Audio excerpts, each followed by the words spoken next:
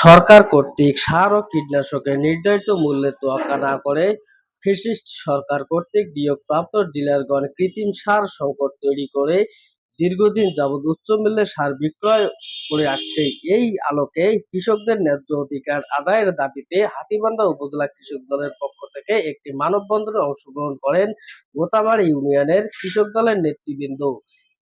শতাধিক নেতাকর্মীকে নিয়ে মানববন্ধনে অংশগ্রহণ করেন গোতাবাড়ি ইউনিয়ন কৃষক দলের সভাপতি রুহুল আমিন আমাদের চৌধুরী। লালমনিরহাট জেলার সম্মানিত সভাপতি নুরনবী ভাই কৃষক দলের যে সভাপতি, ওনার নেতৃত্বে আপনারা জানেন গত 13 তারিখে এটা মানববন্ধন হয়। সেই মানববন্ধন আমাদের ছিল যে আজকে যে সার বীজ তেলের যে ডিলারশিপরা যে দুর্ভোগ সৃষ্টি করাইছে, এখানে যেটা কারসাজি শুরু করাইছে, সেই কারসাজির আলোকে আজকে আমরা হাতীবান্ধা উপজেলা গোদামারি ইউনিয়ন কৃষক দলের পক্ষ থেকেই, আমি কৃষক দলের সভাপতি হিসেবে আমার ইউনিয়ন থেকেই শতাধিক লোকজন কৃষক দলকে আমি হাতীবান্ধা উপজেলা নিয়ে আসার প্রস্তুতি নিয়েছি।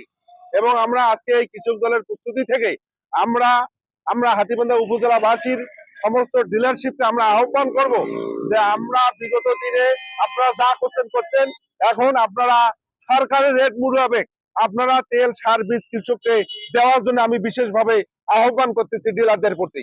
এবং আমি ইউনো মহোদয় এবং হাতীবান্ধা উপজেলা ভারপ্রাপ্ত কর্মকর্তা মহোদয়ের প্রতি দৃষ্টি আকর্ষণ করব, আমরা মানববন্ধনের পর থেকে যদি এরকম যদি আরো সিন্ডিকেট তৈরি হয়, আপনারা আইনের আওতায় নিয়ে তাদের ডিলারদের বিচারের শাস্তির দাবি আমরা গোতামারি ইউনিয়ন কৃষক দলের পক্ষ থেকে আমি জানাচ্ছি বারবার।